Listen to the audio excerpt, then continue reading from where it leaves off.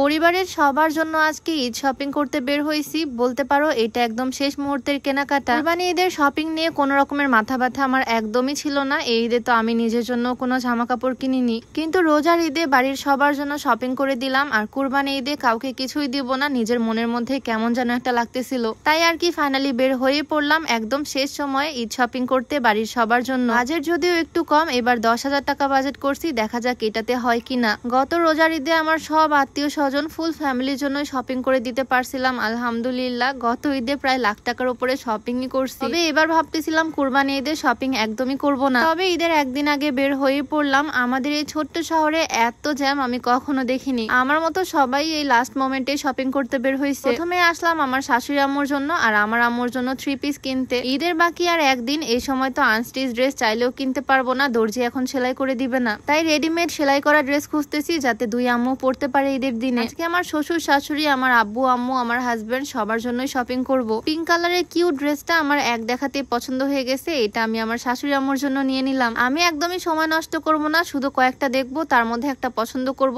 দোকান ঘুরে ঘুরে বেড়াতে এখন আর মন চাচ্ছে না। এখন আবার আম্মুর জন্য আমার ড্রেস পছন্দ করতে হবে আর আজকে বাসে পাঠিয়ে দিতে হবে। সেজন্যই হয়তো সবকিছু আগে থেকে প্ল্যান করে করা ভালো। একদম হঠাৎই ডিসিশন হয়েছে আমার শপিং করার, আর করতে চলে আসলাম। কাঠালি কালার ড্রেসটা পছন্দ করলাম আমার আম্মুর জন্য। তবে আফসোসের বিষয় হচ্ছে বাজেটের অর্ধেকের বেশি এখানেই খরচ হয়ে গেল। শপিং করতে বের হলে আসলে বাজেট করে কিছুই হয় না, সব সময় বাজেটের অতিরিক্তই হয়ে যায়। জুতার দোকানে আসলাম, আমার দাদি শাশুড়ি আসতে আমাদের বাড়িতে, ওনার জন্যই একজোড়া স্যান্ডেল নিলাম। এবার আমার দাদি শাশুড়ি আমাদের সাথে ঈদ করবে। দাদির জন্য সুন্নতি পোশাক মানে মেক্সি দেন বোরখা আগে থেকে বানাতে দিছিলাম, কারণ দাদি শাড়ি পরে না। আর আজকে ওনার জন্য একজোড়া হিল নিলাম। দোকানে এসে আমার জন্য অনেকগুলোই পছন্দ হলো, বাট একটাও নিব না এখন। জুতার দোকানে এসে আমি জুতা কিনতেছি না, ভাবা যায়। একদিন আগে বেশ কয়েকটা হিল কিনছি, তাই আজকে আর কিছুই নিব না। আমার ননদের জন্য আমি অনলাইন থেকে 2টা 3 পিস অর্ডার করে দিছিলাম। আর আজকে আমি বের হয়েছি আমার শ্বশুর শাশুড়ি, আমার আব্বু আম্মু, আমার হাজবেন্ডের জন্য শপিং করতে। ছেলেদের জামা কাপড়ের দোকানে আসলাম, এখান থেকে আমার শ্বশুরের জন্য টি শার্ট পছন্দ করলাম, আমার আব্বুর জন্য পছন্দ করে ফেললাম। আমার হাজবেন্ডের তো কুরবানি ঈদে কোনো কিছু নিতেই চাচ্ছে না, বাট ওর জন্য কয়েকটা শার্ট আর প্যান্ট নিয়ে নিব।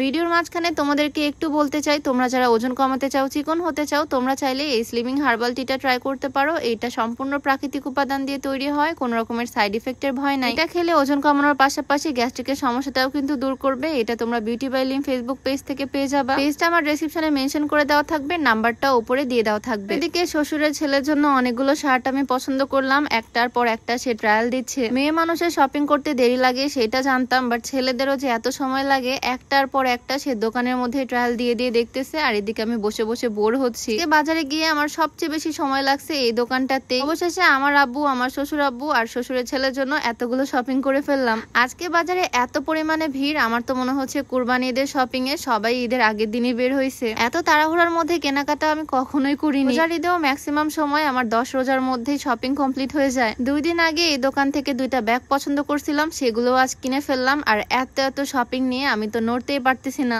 জাস্ট দেখো আমার 2 হাতে ব্যাগ কতগুলা।